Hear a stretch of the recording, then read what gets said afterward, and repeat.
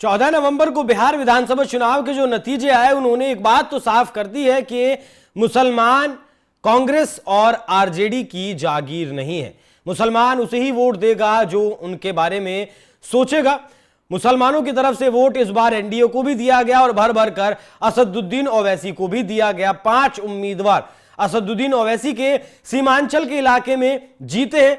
RJD जो दम भर रही थी और एग्जिट पोल्स में जो दावा किया जा रहा था कि लगभग 93% मुसलमानों का वोट असदुद्दीन माफ कीजिएगा तेजस्वी यादव को मिल सकता है, वो कहीं ना कहीं बहुत ज्यादा घट गया।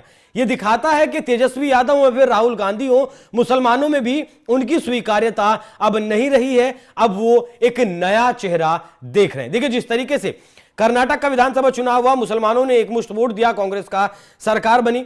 तेलंगाना में एकमुश्त वोट किया, कांग्रेस की सरकार बनी। और कांग्रेस पार्टी को यहां भी ऐसा ही लग रहा था कि जिस तरीके से महाराष्ट्र में हुआ, जिस तरीके से तेलंगाना में हुआ, बिहार में भी वैसा ही होगा और महागठबंधन इसी के ऊपर दम भर रहा था। लेकिन यह सारी हवा उस वक्त निकल गई जब मुसलमानों ने सीमांचल के इलाके में भर भर कर वोट दिया असदुद्दीन ओवैसी को और 5 उम्मीदवार उनके जीते। अब जीत के बाद असदुद्दीन ओवैसी के भी सुर बदले हुए नजर आ रहे हैं। किस लहजे में, किस भाषा शैली में ओवैसी प्रचार करते हैं वो तो आप जानते ही हैं। लेकिन अब ओवैसी का कहना है कि वो नीतीश कुमार की सरकार को समर्थन देने के लिए तैयार हैं, लेकिन उन्होंने एक शर्त रखी है। सुनिए एक बार। पटना यह जान चुका है कि सीमांचल की जनता अब एक फैसला कर चुकी है कि अब हम सिर्फ पतंग छाप को अपना चुके हैं और पतंग छाप के लिए काम करेंगे। तो पटना को पैगाम जाएगा तो सीमांचल से जाएगा। और पटना में जो सरकार बनी है, हम उनको मुबारकबाद देते हैं और हम उनसे ये कहना चाहेंगे कि हम आपको पूरा ताउन देने के लिए तैयार है, बशर्ते कि आप सीमांचल की जनता से इंसाफ करें। हम बराबर नीतीश कुमार की सरकार को अपना ताउन देने को तैयार हैं, मगर सीमांचल से इंसाफ होना चाहिए। कब तक आखिर हर काम पटना और राजगीर के तरफ होगा? सीमांचल में यहां पर नदी कटाव का काम है, यहां पर पलायन होता है, यहां पर रिश्वतखोरी आम है, यहां पर रोड बनना है अमूर में खास तौर से। मैं उम्मीद करता हूं कि अख्तर भाई इंशाअल्लाह ताला ये रोड के काम को मुकम्मल करवाएंगे और बहुत से जगह पर जो पुल का काम है इंशाअल्लाह वो पुल का काम भी होगा। बिहार के मुसलमान को यह बात तो समझ उसी वक्त आ गई थी जब मुकेश सहनी को डिप्टी सीएम के तौर पर महागठबंधन ने सामने किया था। सवाल पूछा गया था तेजस्वी यादव से कि लगभग 17% का जो वोट बैंक है एकमुश्त आपके पास जाता है, उससे डिप्टी सीएम होगा या नहीं होगा।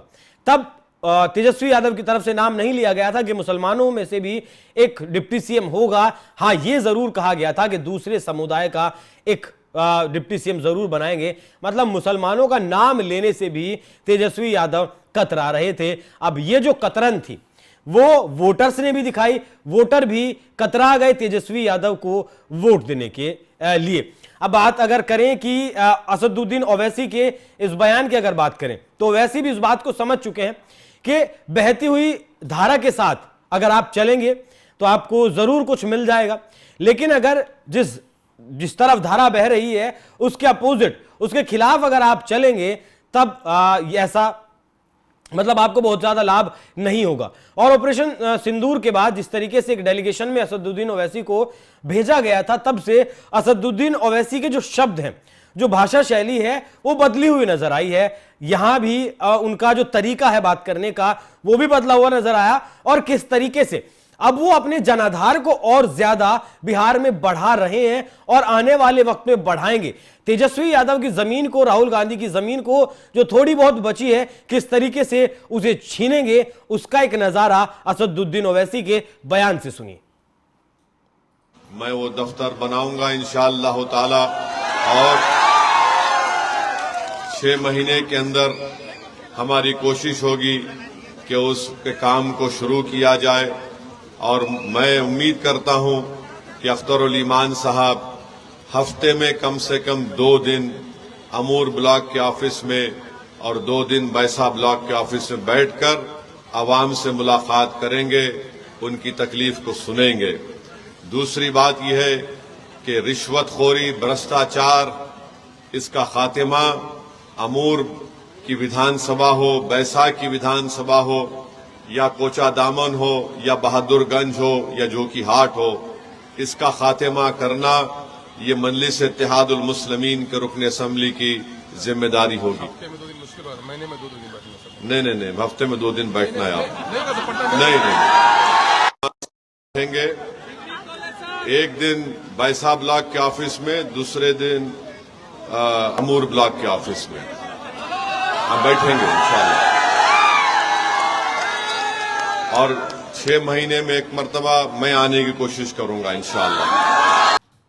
ये एक तरीके से बदला भी है। 2020 के विधानसभा चुनाव में भी 4 उम्मीदवार जीते थे, 5 उम्मीदवार ओवैसी के जीते थे और 4 उम्मीदवार आरजेडी के साथ चले गए थे। मतलब उन्हें ये लगा था कि सरकार बन जाएगी, सरकार नहीं बनी। नीतीश कुमार, जब नीतीश कुमार ने पलटी मारी थी, तेजस्वी यादव उप मुख्यमंत्री बने थे, तब उन लोगों ने भी पलटी मार ली थी। अब उन्हीं के नाम पर असदुद्दीन ओवैसी ने प्रचार भी बिहार में किया। देखिए, एक चीज तो साफ है, यहां असदुद्दीन ओवैसी बिहार में जितने ज्यादा मजबूत होंगे, तेजस्वी यादव उतने ही कमजोर होंगे। क्योंकि 2015 में जब तेजस्वी यादव की लॉन्चिंग हुई थी, तब लगा था बिहार के लोगों को जरूर कि एक युवा नेता आया है, बिहार को बदलेगा जरूर। लेकिन आज की अगर बात करें तो तेजस्वी यादव भी अपने पिता के नक्शे कदम पर चल रहे हैं। जिस तरीके से राजनीति लालू प्रसाद यादव ने की, उसी तरीके से राजनीति करने की कोशिश तेजस्वी यादव भी यहां पर कर रहे हैं। 2015 से लेकर 2025 तक तेजस्वी यादव कुछ नया आरजेडी में नहीं जोड़ पाए हैं। जो गठबंधन था यादव प्लस मुस्लिम, 33-34% का जो वोट बैंक हुआ करता था, उसके अलावा कुछ जोड़ नहीं पाए हैं। इस बार के विधानसभा चुनाव की बात करें तो आरजेडी हालांकि सबसे बड़ी पार्टी बनकर उभरी है। वोटों के लिहाज से, परसेंटेज के लिहाज से 23% वोट उसे जरूर मिले हैं, लेकिन सीट महज 25 मिली है। उसकी सहयोगी कांग्रेस पार्टी 61 सीटों पर चुनाव लड़ी थी, सीट महज 6 मिली है, मतलब 10% से भी कम का स्ट्राइक रेट। तेजस्वी यादव के नेतृत्व में आरजेडी ने 143 सीटों पर चुनाव लड़ा था, महज 25 सीटों पर वो सिमट गए। पूरे गठबंधन की अगर बात करें तो 35 सीटों पर पूरा महागठबंधन सिमटता हुआ नजर आया है।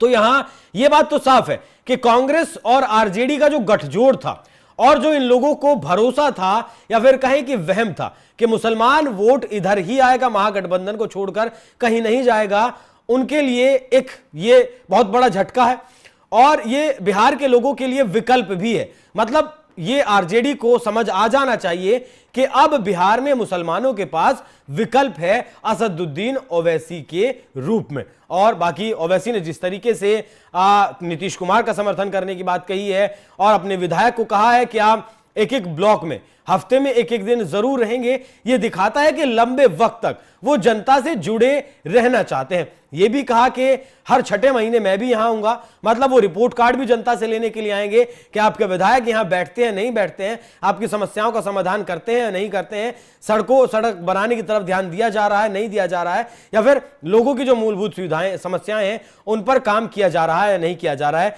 इस बात से साफ है कि ओवैसी अब बिहार में अपना आधार, बिहार में अपना जनाधार बढ़ाने की तरफ बढ़ चुके हैं। बाकी तेजस्वी यादव का अगले चुनाव तक क्या होगा वो देखने वाली बात होगी। बाकी ओवैसी के इस कदम पर आपकी राय क्या है, कमेंट बॉक्स में जरूर बताइएगा। नमस्कार।